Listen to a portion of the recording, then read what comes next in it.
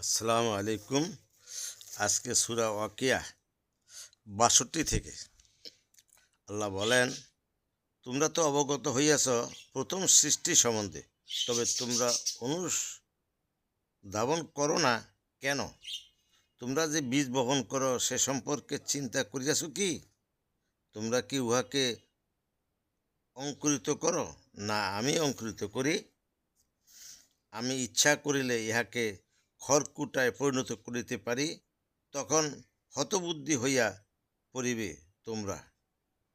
আমরা তো দায়গ্রস্ত হইয়া পড়িয়াছি, বরং আমরা সর্বস্ব হইয়া পড়িয়াছি। তোমরা যে পানি পান করো তা সম্পর্কে কি তোমরা চিন্তা করিয়াছ? তোমরা কি উহা মেঘ হইতে নামাইয়া আনো, না আমি উহা বর্ষণ করি? আমি ইচ্ছা করিলে উহা লবণাক্ত করিয়া দিতে পারি। তবুও কি তোমরা কৃতজ্ঞতা প্রকাশ করো না? তোমরা যে অগ্নি প্রজ্বলিত করো তাহা লক্ষ্য করিয়া দেখিয়াছ কি? তোমরা কি উহার বৃক্ষ সৃষ্টি করো, না আমি সৃষ্টি করি? আমি উহাকে করিয়াছি নিদর্শন এবং মরুচারীদের প্রয়োজনীয় বস্তু। সুতরাং তোমরা তোমার মহান প্রতিপালকের নামের পবিত্রতা ও মহিমা ঘোষণা করো। রুকু ৩। আমি শপথ করিতেছি নক্ষত্ররাজির অস্তাচলের, অবশ্যই ইহা এক মহাকাশপথ। যদি তোমরা জানিতে,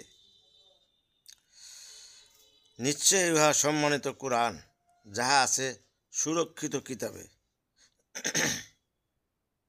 যারা পুত পবিত্র তাহারা ব্যতীত অন্য কেহ তাহা স্পর্শ করে না। ইয়া জগৎসমূহের প্রতিপালকের নিকট হইতে অবতীর্ণ। তবুও কি তোমরা এই বাণীকে তুচ্ছ গণ্য করবে এবং তোমরা মিথ্যারোপকে তোমাদের উপজীব্য করিয়া লইয়াছ?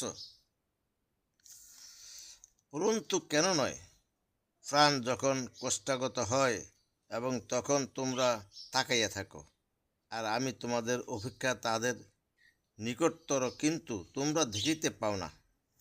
তোমরা যদি কর্তৃত্বহীন না হও, তবে তোমরা উহা ফিরাও না কেন? যদি তোমরা সত্যবাদী হও, যদি সে নৈকট্যপ্রাপ্তদের একজন হয়, তবে তাহার জন্য রহিয়াছে আরাম, উত্তম জীবন পোষণের সুখদ উদ্যান। আর যদি সে ডান দিকের একজন হয়, তবে তাহাকে বলা হইবে